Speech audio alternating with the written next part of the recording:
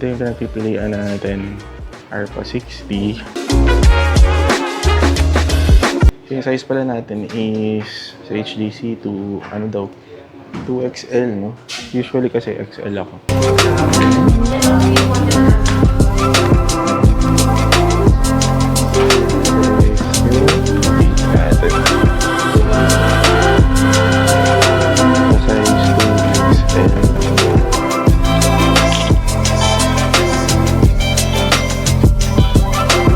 Sure na komportable yung pagsuot kasi importante yung helmet na nasa ating mga riders kasi yun yung pinaka ano natin safety natin against impact, diba?